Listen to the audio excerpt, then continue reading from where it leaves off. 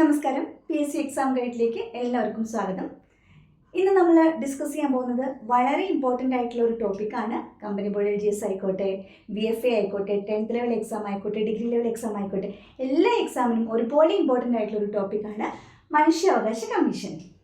നമുക്ക് ഒരുപാട് കമ്മീഷൻസ് ഉണ്ട് നമുക്ക് പഠിക്കാനായിട്ട്. അല്ലെ, കോൺസ്റ്റിറ്റ്യൂഷൻ്റെ ഭാഗമായിട്ട് മനുഷ്യാവകാശ കമ്മീഷനുണ്ട്, വിവരാവകാശ കമ്മീഷനുണ്ട്, ഇലക്ഷൻ കമ്മീഷനുണ്ട്, വനിതാ കമ്മീഷനുണ്ട്. അപ്പോൾ ഒരുപാട് കമ്മീഷൻസ് ഒരുമിച്ച് പഠിക്കുമ്പോൾ പലപ്പോഴും നമ്മൾ എത്ര പഠിച്ചാലും വീണ്ടും നമുക്ക് അവസാനമൊക്കെ ഡൗട്ട് വരുന്നൊരു ടോപ്പിക്കാണ്. അപ്പോൾ നമ്മൾ എക്സാമിനേഷന് വേണ്ടിയിട്ട് ഒന്നോടെ, നിങ്ങൾ പഠിച്ചതാണെങ്കിലും ഒന്നോടെ തറവായിട്ട് പഠിക്കുക. പഠിക്കാത്തവരാണെങ്കിൽ കൃത്യമായിട്ട് 1 by 1 ആയിട്ട് പോയിന്റ്സ് കേട്ട് ഇപ്പം തന്നെ ക്ലാസ് കേട്ടിരുന്ന് ഫുള്ള് പഠിക്കുക. ഓക്കെ, മനുഷ്യാവകാശ കമ്മീഷനുമായിട്ട് ബന്ധപ്പെട്ട് ഇമ്പോർട്ടൻ്റ് ആയിട്ടുള്ള ചോദ്യങ്ങളെല്ലാം കവർ ചെയ്യത്തക്ക രീതിയിലാണ് ഈ ക്ലാസ് പോകുന്നത്. അപ്പോൾ നിങ്ങൾ പോയിന്റ്സ് നോട്ട് ചെയ്തെടുക്കുക. ക്ലാസ് കഴിഞ്ഞിട്ട് ഒന്നുകൂടെ റിവൈസ് ചെയ്യുക. പറ്റുന്നതും ക്ലാസ് കേട്ട് തന്നെ പഠിക്കാൻ ശ്രമിക്കും. മുഴുവൻ കാണണം കേട്ടോ. മനുഷ്യാവകാശ കമ്മീഷൻ എന്ന് പറഞ്ഞത് ഒരു ഭരണഘടനാ സ്ഥാപനമാണോ അതെയോ ഒരു ഭരണഘടന ഇതര സ്ഥാപനമാണോ? ആദ്യം നമ്മൾ മനസ്സിലാക്കണം. ഭരണഘടനാ സ്ഥാപനം എന്ന് പറഞ്ഞാൽ ഭരണഘടനയിൽ ആ സ്ഥാപനം മെൻഷൻ ചെയ്തിട്ടുണ്ടായിരിക്കണം. ഭരണഘടനാ പ്രകാരം വന്നിട്ടുള്ള ഒരു സ്ഥാപനമായിരിക്കണം. അതിനൊരു ആർട്ടിക്കിളൊക്കെ ഉണ്ടായിരിക്കും. ഭരണഘടന ഇതര സ്ഥാപനം എന്ന് പറയുന്നത് ഒരു സ്റ്റാറ്റ്യൂട്ടറി ബോഡി എന്ന് പറയും. അതായത് പാർലമെന്റിലെ ഒരു നിയമം വഴി നിലവിൽ വന്നിട്ടുള്ള സ്ഥാപനമാണ് ഭരണഘടന ഇതര സ്ഥാപനം എന്ന് പറയുക. അപ്പോൾ മനുഷ്യാവകാശ കമ്മീഷനുമായിട്ട് ബന്ധപ്പെട്ട് അങ്ങനെ ആർട്ടിക്കിളോ കാര്യങ്ങളോ ഒന്നും ഇല്ല.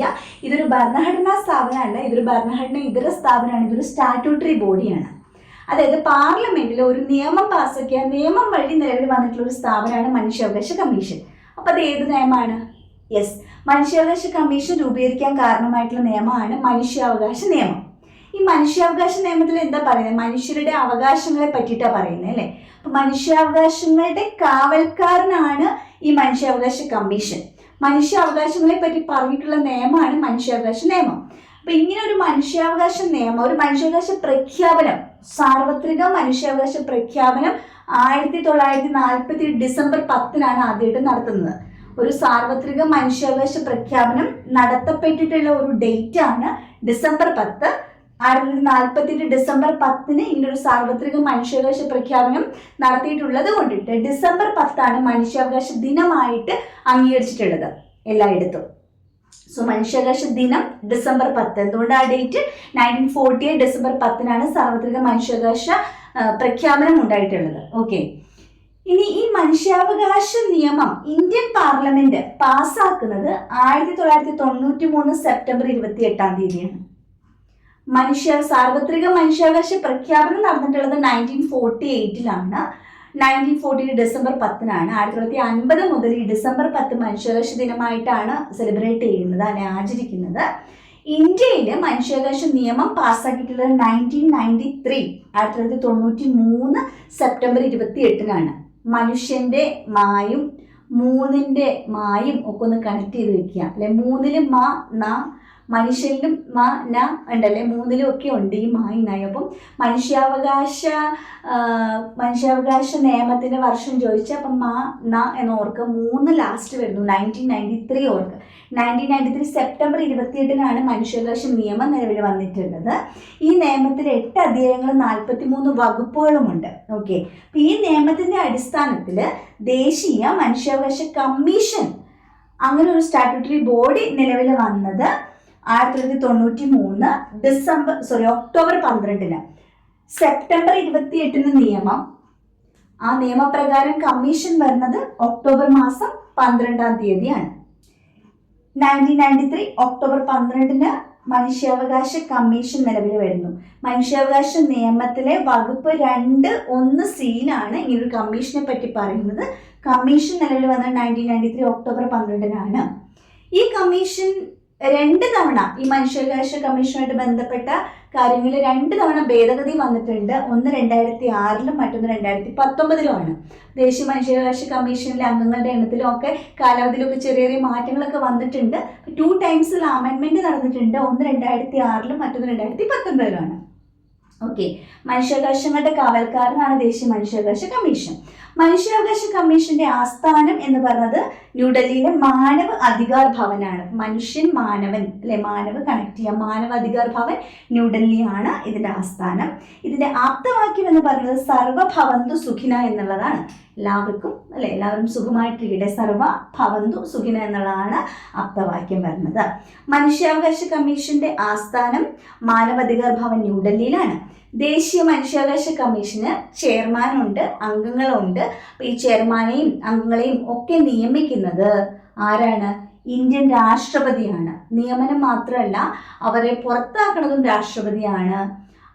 അവർ റെസിഗ്നേഷൻ കൊടുക്കണമെങ്കിൽ രാഷ്ട്രപതിക്കാണ് കൊടുക്കേണ്ടത്. ഒക്കെ രാഷ്ട്രപതിയാണെന്ന് പറയാൻ പറ്റില്ല. അവരുടെ റിപ്പോർട്ട് അവർ കൊടുക്കേണ്ടത് കേന്ദ്ര ഗവൺമെന്റിനാണ്. മനുഷ്യാവകാശ കമ്മീഷനുമായിട്ട് ബന്ധപ്പെട്ട് ഇത്രയും പോയിന്റ്സ് ഒന്നുകൂടെ ഞാൻ പറയാം. മനുഷ്യാവകാശങ്ങളുടെ കാവൽക്കാരനാണ് മനുഷ്യാവകാശ കമ്മീഷൻ. 1993 സെപ്റ്റംബർ 28 ഇന്ത്യൻ പാർലമെന്റ് പാസാക്കിയ മനുഷ്യാവകാശ നിയമത്തിന്റെ അടിസ്ഥാനത്തിൽ 1993 ഒക്ടോബർ മാസം 12 മനുഷ്യാവകാശ കമ്മീഷൻ, ദേശീയ മനുഷ്യാവകാശ കമ്മീഷൻ നിലവിൽ വരുന്നു. ഈ കമ്മീഷന്റെ ഹെഡ്ക്വാർട്ടേഴ്സ് മാനവാധികാർ ഭവൻ ന്യൂഡൽഹിയാണ്. ഈ കമ്മീഷനിലെ ചെയർമാനെയും അംഗങ്ങളെയും അപ്പോയിന്റ് ചെയ്യുന്നതും അവരെ റിമൂവ് ചെയ്യുന്നതും അവർ റെസിഗ്നേഷൻ കൊടുക്കുന്നതും ഒക്കെ ഇന്ത്യൻ രാഷ്ട്രപതിക്കാണ്. ഈ നിയമത്തില് മൊത്തം 43 വകുപ്പുകളും 8 അധ്യായങ്ങളും ഉണ്ട്. അപ്പൊ അതിൽ രണ്ടാമത്തെ വകുപ്പ് 21C പ്രകാരമാണ് ദേശീയ മനുഷ്യാവകാശ കമ്മീഷൻ വന്നിട്ടുള്ളത്. അപ്പോൾ 93 ഡിസംബർ 28 പാസ്സാക്കി 93 ഒക്ടോബർ 12 ഈ നിയമം, ഈ കമ്മീഷൻ വന്നിട്ടുള്ളത്. 2 തവണ ഭേദഗതി 2006, 2019. ഇത്രയും പോയിന്റ്സ് കിട്ടിയെന്ന് വിചാരിക്കുന്നു. ഇനി നമുക്ക് ഈ കമ്മീഷന്റെ ഒരു സ്ട്രക്ചർ നോക്കാം. കമ്മീഷന്റെ കാലാവധി, അംഗങ്ങളുടെ എണ്ണം, അതൊക്കെ നോക്കാം. ഏറ്റവും ഇമ്പോർട്ടൻ്റ് ആയിട്ടുള്ള, കുറച്ച് കൺഫ്യൂസിംഗ് ആയിട്ടുള്ള ആ ഒരു ഭാഗം നമുക്കൊന്ന് ക്ലിയർ ചെയ്യാം. മനുഷ്യാവകാശ കമ്മീഷനിലെ അംഗങ്ങൾ, മനുഷ്യാവകാശ കമ്മീഷന്റെ സ്ട്രക്ചർ, ദേശീയ മനുഷ്യാവകാശ കമ്മീഷൻ നമ്മൾ ആദ്യം പറഞ്ഞു, അപ്പോയിന്റ് ചെയ്യുന്നത് രാഷ്ട്രപതിയാണ്, അവർ റിമൂവ് ചെയ്യുന്നത് രാഷ്ട്രപതിയാണ്, അവർ റെസിഗ്നേഷൻ കൊടുക്കുന്നത് രാഷ്ട്രപതിക്കാണ്. കേന്ദ്രത്തിൽ, സംസ്ഥാന തലത്തിൽ ഇതൊക്കെ ഗവർണറാണ്. ഓക്കെ. ഇനി ദേശീയ തലത്തിൽ മനുഷ്യാവകാശ കമ്മീഷന്റെ കാലാവധി എന്ന് പറയുന്നത് ഇപ്പോൾ ഭേദഗതി ചെയ്തിട്ടുണ്ട് 2019. അതിന് ശേഷമുള്ള കാര്യങ്ങളാണ് നമ്മൾ പറയുന്നത്. അപ്പോൾ കാലാവധി 3 വർഷം അല്ലെങ്കിൽ 70 വയസ്സ്, ഏതാണോ ആദ്യം കംപ്ലീറ്റ് ചെയ്യണം അതായിരിക്കും. 3 വർഷം കംപ്ലീറ്റ് ചെയ്താൽ അവർ മാറണം. അല്ലെങ്കിൽ അതിന് മുന്നേ ഇപ്പോൾ 2 വർഷം ആയപ്പോഴേക്കും 70 വയസ്സായെങ്കിൽ ആ കമ്മീഷൻ ചെയർമാൻ മാറണം എന്നുള്ളതാണ്. ചെയർമാന്റെയും അംഗങ്ങളുടെയും ഒക്കെ കാലാവധി പറഞ്ഞത് 3 വർഷം അല്ലെങ്കിൽ 70 വയസ്സ്, ഏതാണോ ആദ്യം അതായിരിക്കും. ഓക്കെ. ഇനി ഈ മനുഷ്യാവകാശ കമ്മീഷനിൽ എത്ര അംഗങ്ങളുണ്ടെന്ന് ചോദിച്ചാൽ കൃത്യമായിട്ട് പറഞ്ഞാൽ 6 അംഗങ്ങൾ, ഒരു ചെയർമാനും 5 അംഗങ്ങളും, അങ്ങനെ 6 അംഗങ്ങൾ. അപ്പോൾ പരീക്ഷയ്ക്ക് ചെയർമാൻ ഉൾപ്പെടെ എത്ര അംഗങ്ങൾ എന്ന് ചോദിച്ചാൽ 6, ചെയർമാനെ കൂടാതെ എത്ര അംഗങ്ങൾ എന്ന് ചോദിച്ചാൽ 5. ഇത് കൂടാതെ 7 എക്സ് ഒഫീഷ്യോ മെമ്പേഴ്സ് ഉണ്ട്. എക്സ് ഒഫീഷ്യോ മെമ്പേഴ്സ് എന്ന് പറഞ്ഞാൽ എന്താണ്? ആക്ച്വലി ഈ മനുഷ്യാവകാശ കമ്മീഷനിൽ വരുന്ന ഈ 7 പേരും വേറെ ഒരു കമ്മീഷനിൽ അല്ലെങ്കിൽ വേറെ ഏതെങ്കിലും ഒന്നിന്റെ ഭാഗമായതുകൊണ്ട് ഇതിൽ അംഗങ്ങളായതാണ്. ഇപ്പൊ നമ്മൾ രാജ്യസഭയുടെ അധ്യക്ഷൻ, ഉപരാഷ്ട്രപതി എന്ന് പറയുമ്പോൾ actually he's not a member in രാജ്യസഭയുടെ ഒരു അംഗമല്ല, പക്ഷെ അദ്ദേഹം ആണ് അവിടുത്തെ ചെയർമാൻ ആകുന്നത്, എക്സ് ഒഫീഷ്യൽ ചെയർമാൻ ആണത് അല്ലേ. അതേപോലെയാണ് പുറത്തുനിന്ന് വരുന്നവരാണ്, ഈ കമ്മീഷനിലെ അംഗങ്ങളല്ല, പക്ഷെ എക്സ് ഒഫീഷ്യൽ മെമ്പേഴ്സ് ആണ്. അപ്പൊ മൊത്തം എത്ര പേര്? അവര് 6 പേരുടെ ടീമാണ്. ഒരു ചെയർമാനും 5 അംഗങ്ങളും, 7 എക്സ് ഒഫീഷ്യൽ മെമ്പേഴ്സ് ഉണ്ട്. ഈ 7 എക്സ് ഒഫീഷ്യൽ മെമ്പേഴ്സ് എന്ന് പറഞ്ഞാൽ അവർ കൃത്യമായിട്ട് ആരൊക്കെയാന്ന് പറയുന്നുണ്ട്. 1 പട്ടികജാതി കമ്മീഷൻ ചെയർമാൻ, 2 ST പട്ടികവർഗ കമ്മീഷൻ ചെയർമാൻ, 3 ബാക്ക്വേർഡ് ക്ലാസ് അതായത് പിന്നോക്ക വിഭാഗ കമ്മീഷൻ ചെയർമാൻ, 4ാമത്തെ മൈനോറിറ്റി ന്യൂനപക്ഷ കമ്മീഷന്റെ ചെയർമാൻ, 5ാമത്തേത് വനിതാ കമ്മീഷന്റെ ചെയർമാൻ, 6ാമത്തേത് ബാലാവകാശ കമ്മീഷൻ ചെയർമാൻ, 7ാമത്തേത് ഭിന്നശേഷി കമ്മീഷൻ ചെയർമാൻ. അതായത് ഏതൊക്കെ കമ്മീഷൻസ് ആണോ അതായത് മനുഷ്യാവകാശങ്ങളുമായിട്ട് ബന്ധപ്പെട്ടാണ് ഈ ഒരു കമ്മീഷൻ വരുന്നത്. അപ്പോൾ കുട്ടികളുടെ അവകാശവുമായിട്ട് ബന്ധപ്പെട്ട ഒരു കമ്മീഷനുണ്ട്, ബാലാവകാശ കമ്മീഷൻ. അതുപോലെ ഭിന്നശേഷിക്കാർക്കായിട്ട് ഭിന്നശേഷി ഒരു കമ്മീഷനുണ്ട്, വനിതകൾക്കായിട്ട് വനിതാ കമ്മീഷനുണ്ട് അല്ലെ. അതുപോലെ പട്ടികജാതിക്കാർക്ക്, പട്ടികവർഗക്കാർക്കൊക്കെ എപ്പോഴും അവരുടെ അവകാശ സംരക്ഷണം ഇമ്പോർട്ടൻ്റ് ആണ്. അപ്പം അതിനായിട്ട് അവർക്കും കമ്മീഷൻ ഉണ്ട്. അപ്പോൾ ആ കമ്മീഷൻസിൻ്റെ എല്ലാം ചെയർമാൻമാരാണ്. അപ്പം 1 SC കമ്മീഷൻ്റെ ചെയർമാൻ, പട്ടികജാതി കമ്മീഷൻ്റെ, 2 ST പട്ടികവർഗ കമ്മീഷൻ ചെയർമാൻ, 3 നമ്മുടെ ബാക്ക്വേർഡ് ക്ലാസസ് പിന്നോക്ക വിഭാഗ കമ്മീഷൻ ചെയർമാൻ, 4 ന്യൂനപക്ഷം മൈനോറിറ്റി കമ്മീഷൻ ചെയർമാൻ, 5 വനിതാ കമ്മീഷൻ ചെയർമാൻ, 6 ബാലാവകാശ കമ്മീഷൻ ചെയർമാൻ, 7 ഭിന്നശേഷി കമ്മീഷൻ ചെയർമാൻ. ഇത്രയും പേര് എക്സ് ഒഫീഷ്യോ മെമ്പേഴ്സ് ആണ് ഇതിനകത്തുള്ളത്. ഓക്കെ, അപ്പോൾ 7 എക്സ് ഒഫീഷ്യോ മെമ്പേഴ്സ് ആണുള്ളത്. മൊത്തം 6 പേര്, ഒരു ചെയർമാനും 5 അംഗങ്ങളുമാണ്. ഇവരെ കൂടാതെ ഒരു സെക്രട്ടറി ജനറൽ ഉണ്ട്. ആ സെക്രട്ടറി ജനറൽ ആണ് പ്രധാന കാര്യനിർവഹണ ഉദ്യോഗസ്ഥൻ. മനുഷ്യാവകാശ കമ്മീഷനിലെ പ്രധാന കാര്യനിർവഹണ ഉദ്യോഗസ്ഥൻ ആര്? Chief executive officer. ആരാണ്? സെക്രട്ടറി ജനറൽ ആണ്. അങ്ങനെ ഒരു പോസ്റ്റും കൂടെ ഉണ്ട് എന്ന് അറിഞ്ഞു വെച്ചേക്കാം. ഓക്കെ, ഇനി ഈ ചെയർമാനും അംഗങ്ങൾക്കൊക്കെ ഉള്ള യോഗ്യത, ഇവരാരെ ആക്കണം ഈ കമ്മീഷൻ ചെയർമാൻ, അല്ലെങ്കിൽ അംഗങ്ങൾക്ക് എന്തെങ്കിലും എലിജിബിലിറ്റി ക്രൈറ്റീരിയ പറയുന്നുണ്ടോ എന്ന് ചോദിച്ചാൽ യെസ്. എന്താണ് യോഗ്യത എന്ന് പറയുമ്പോൾ ചെയർമാന്റെ യോഗ്യത, chairman either a retired supreme കോടതി chief justice or a retired supreme കോടതി ജഡ്ജ്. സുപ്രീം കോടതിയിലെ ഒരു റിട്ടയർഡ് ചീഫ് ജസ്റ്റിസോ ജഡ്ജോ, ഐദർ റിട്ടയർഡ് സുപ്രീം കോടതി chief justice or retired supreme കോടതി ജഡ്ജ് ആയിരിക്കണം ചെയർമാൻ. ഇനിയുള്ള 5 പേരെ പറ്റി പറയുമ്പോൾ 5 പേരിൽ ആദ്യത്തെ 3 പേര് നമുക്ക് മാറ്റാം. 3 പേര് മനുഷ്യാവകാശവുമായിട്ട് ബന്ധപ്പെട്ട് പ്രായോഗിക ജ്ഞാനം, ആ പ്രാക്ടിക്കൽ നോളജ്, മനുഷ്യാവകാശവുമായിട്ട് ബന്ധപ്പെട്ട് പ്രായോഗിക ജ്ഞാനം ഉള്ളവരായിരിക്കണം, അല്ലെങ്കിൽ അവർക്ക് പ്രാക്ടിക്കൽ നോളജ് ഉണ്ടായിരിക്കണം. അങ്ങനെയുള്ളൊരു 3 പേരുണ്ട്. 3 പേരെ മെമ്പേഴ്സ് ആക്കണം. അതിൽ ഒരാൾ വനിത എന്നുള്ളത് മാൻഡേറ്ററി ആണ്. അപ്പം 3 മെമ്പേഴ്സിന്റെ കാര്യം പറഞ്ഞു. ഇനിയുള്ള 2 മെമ്പേഴ്സ് അവരെ പ്രത്യേകം തിരഞ്ഞെടുക്കണം. അതിൽ ഒരു മെമ്പർ ഒരു റിട്ടയർഡ് അല്ലെങ്കിൽ പ്രസന്റ് സുപ്രീം കോടതി ജഡ്ജ് ആയിരിക്കണം. ഇവിടെ എന്താ പറഞ്ഞത്? ചെയർമാൻ റിട്ടയർഡ് ആയിരിക്കണം. സുപ്രീം കോടതി ചീഫ് ജസ്റ്റിസോ ജഡ്ജോ ആകാം, പക്ഷെ 2 റിട്ടയർഡ് ആയിരിക്കണം. എന്നാൽ ഒരു മെമ്പർ റിട്ടയർഡ് അല്ലെങ്കിൽ നിലവിലുള്ള സുപ്രീം കോടതി ജഡ്ജ് ആകാം. അപ്പോൾ ചെയർമാന് ഐദർ ചീഫ് ജസ്റ്റിസ് ആകാം ഓർ ജഡ്ജ് ആകാം, റിട്ടയർഡ് ആയിരിക്കണം എന്നാണ്. ഒരു മെമ്പറുടെ കേസിൽ റിട്ടയർഡോ പ്രസന്റോ ആകാം, സുപ്രീം കോടതി ജഡ്ജ് ആയിരിക്കണം. രണ്ടാമത്തെ മെമ്പർ എന്ന് പറയുന്നത് റിട്ടയർഡോ പ്രസന്റോ ആയ ഹൈക്കോടതിയുടെ ചീഫ് ജസ്റ്റിസ് ആയിരിക്കണം. ഇങ്ങനെയാണ് കണ്ടീഷൻ. ഓക്കെ, അപ്പോൾ ചെയർമാൻ എന്ന് പറയുന്നത് ഫുൾ സുപ്രീം കോടതിയുമായിട്ട് ബന്ധപ്പെട്ടാണ്. ഐദർ സുപ്രീം കോടതിയുടെ retired chief justice or supreme കോടതിയുടെ റിട്ടയർഡ് ജഡ്ജ്. 2 മെമ്പേഴ്സിൽ ഒരു മെമ്പർ എന്ന് പറയുന്നത് റിട്ടയർഡോ പ്രസന്റോ ആകാം, സുപ്രീം കോടതി ജഡ്ജ് ആയിരിക്കണം. രണ്ടാമത്തെ മെമ്പർ റിട്ടയർഡോ പ്രസന്റോ ആകാം, ഹൈക്കോടതി ചീഫ് ജസ്റ്റിസ് ആയിരിക്കണം. ഇനിയുള്ള 3 പേര് മനുഷ്യാവകാശവുമായിട്ട് ബന്ധപ്പെട്ട് പ്രാക്ടിക്കൽ നോളജ് ഉള്ളവരായിരിക്കണം. ഒരു വനിത മസ്റ്റാണ്. ഓക്കെ, ഇനി ഈ ചെയർമാനെയും അംഗങ്ങളെയും ഒക്കെ തിരഞ്ഞെടുക്കാനായിട്ടൊരു സമിതി തന്നെയുണ്ട്. ആ സമിതി ഒരു 6 അംഗ സമിതിയാണ്. ആ സമിതിയുടെ അധ്യക്ഷൻ എന്ന് പറഞ്ഞത്, അല്ലെ ആ സമിതിയുടെ ചെയർമാൻ എന്ന് പറയുന്നത് നമ്മുടെ പ്രധാനമന്ത്രി ആയിരിക്കും. പ്രധാനമന്ത്രിനെ കൂടാതെ ഉള്ള ബാക്കി 5 പേര്, ഒന്ന് ആഭ്യന്തരമന്ത്രി, ഹോം മിനിസ്റ്റർ, 2 ലോക്സഭയുടെ സ്പീക്കർ, 3 രാജ്യസഭയുടെ, അവിടുത്തെ സ്പീക്കർ അല്ല, സ്പീക്കർ ഉപരാഷ്ട്രപതി ആയതുകൊണ്ട് സ്പീക്കറെ എടുക്കുന്നില്ല, ഡെപ്യൂട്ടി സ്പീക്കർ, 1 പ്രധാനമന്ത്രി, 2 ആഭ്യന്തരമന്ത്രി, 3 ലോക്സഭാ സ്പീക്കർ, 4 രാജ്യസഭയുടെ ഡെപ്യൂട്ടി സ്പീക്കർ, ഡെപ്യൂട്ടി ചെയർമാൻ രാജ്യസഭയ്ക്ക് ഡെപ്യൂട്ടി ചെയർമാൻ. അടുത്തത് ലോക്സഭയുടെ പ്രതിപക്ഷ നേതാവ്, പിന്നെ രാജ്യസഭയുടെ പ്രതിപക്ഷ നേതാവ്. അപ്പോൾ ആരൊക്കെയാണ് അവര് ആ സമിതിയിലുള്ളതെന്ന് ചോദിച്ചിട്ടുണ്ടെങ്കിൽ, 1 പ്രധാനമന്ത്രി, 2 ആഭ്യന്തര വകുപ്പ് മന്ത്രി, 3 ലോക്സഭാ സ്പീക്കർ, 4 രാജ്യസഭയുടെ ഡെപ്യൂട്ടി ചെയർമാൻ, 5 ലോക്സഭയുടെ പ്രതിപക്ഷ നേതാവ്, 6 രാജ്യസഭയുടെ പ്രതിപക്ഷ നേതാവ്. അപ്പം ഇത്രയും പേര് ചേർന്നാണ് ഈ മനുഷ്യാവകാശ കമ്മീഷൻ ചെയർമാനെ അംഗങ്ങളെ തിരഞ്ഞെടുക്കുന്നത്. അപ്പോൾ ആ സമിതിയുടെ ചെയർമാൻ പ്രധാനമന്ത്രിയാണ്. പ്രത്യേകം നോട്ടിന് പ്രധാനമന്ത്രിയുടെ കൂടെയുള്ളത് ആഭ്യന്തര വകുപ്പ് മന്ത്രിയാണ്. അപ്പോൾ ഈ ഒരു കമ്മീഷൻ നോക്കി നമ്മൾ വിവരാവകാശ കമ്മീഷനിൽ അടുത്ത കമ്മീഷനിലോട്ടൊക്കെ പോകുമ്പോൾ ചിലതിൽ ഈ സമിതിയിൽ പ്രധാനമന്ത്രി നിർദ്ദേശിക്കുന്ന ക്യാബിനറ്റ് മന്ത്രി വരുന്നുണ്ട്, ലോക്സഭ സ്പീക്കർ ഉള്ളതുകൊണ്ട് ഇല്ലാത്തതുമായിട്ടുള്ള സമിതി ഉണ്ട്. അപ്പോൾ കൺഫ്യൂഷൻ വരരുത്. മനുഷ്യാവകാശ കമ്മീഷനിൽ എത്ര അംഗങ്ങളാണോ ഉള്ളത് അത്രയും പേര് ഈ സമിതിയിലും ഉണ്ട്. ഇവർ 6 പേരാണ്, ഇവിടെയും 6 പേരാണ്. ഇവിടെ ഇവരുടെ ചെയർമാൻ പ്രധാനമന്ത്രിയാണ്. പ്രധാനമന്ത്രി കൂടാതെ ഉള്ളത് ആഭ്യന്തര വകുപ്പ് മന്ത്രിയാണ്. ഇനി 2 സ്പീക്കർമാരും 2 പ്രതിപക്ഷ നേതാക്കന്മാരും. അത് ലോക്സഭാ സ്പീക്കർ, രാജ്യസഭയുടെ സ്പീക്കറുടെ സ്ഥാനത്ത് ഡെപ്യൂട്ടി ചെയർമാൻ, ലോക്സഭയുടെ പ്രതിപക്ഷ നേതാവ്, രാജ്യസഭയുടെ പ്രതിപക്ഷ നേതാവ്. ഓക്കെ, അപ്പോൾ 2 സ്പീക്കർമാരെ, ലോക്സഭാ സ്പീക്കർ, രാജ്യസഭയുടെ ഡെപ്യൂട്ടി ചെയർമാൻ, ലോക്സഭയുടെ പ്രതിപക്ഷ നേതാവ്, രാജ്യസഭയുടെ പ്രതിപക്ഷ നേതാവ്, ആഭ്യന്തര വകുപ്പ് മന്ത്രി, പ്രധാനമന്ത്രി. ഓക്കെ, ഇത്രയും പേര് ചേർന്നാണ് ഇവരെ തിരഞ്ഞെടുക്കുന്നത്. ഓക്കെ, ഇനി മനുഷ്യാവകാശ കമ്മീഷൻ ചുമതല എന്താണ്? മനുഷ്യാവകാശങ്ങളുമായിട്ട് ബന്ധപ്പെട്ട് എന്ത് കാര്യത്തിൽ ഇവർക്ക് ഇടപെടാം. ഇവർക്ക് സ്വമേധയാ കേസ് എടുക്കാം. മനുഷ്യാവകാശ ലംഘനം നടന്നു എന്ന് മനസ്സിലായ സ്വമേധയാ അവർക്ക് കേസ് എടുക്കാം. ഇവർക്ക് എൻക്വയറി, അന്വേഷണം നടത്താം. എന്നിട്ട് ആ സംഭവമായിട്ട് ബന്ധപ്പെട്ട റിപ്പോർട്ടൊക്കെ ഇവർക്ക് കോടതിയിൽ കൊടുക്കാം. ഒരു സിവിൽ കോടതിയുടെ അധികാരമുണ്ട്. എൻക്വയറി ഒക്കെ നടത്താൻ പോയി അന്വേഷിക്കാം, ചോദ്യങ്ങൾ ചോദിക്കുക ഒക്കെ ചെയ്യാം. അവർക്ക് ശിക്ഷിക്കാനുള്ള അധികാരമില്ല. സിവിൽ കോടതിയുടെ ബാക്കി റൈറ്റ്സ് ഒക്കെ ഉണ്ട്. ഓക്കെ.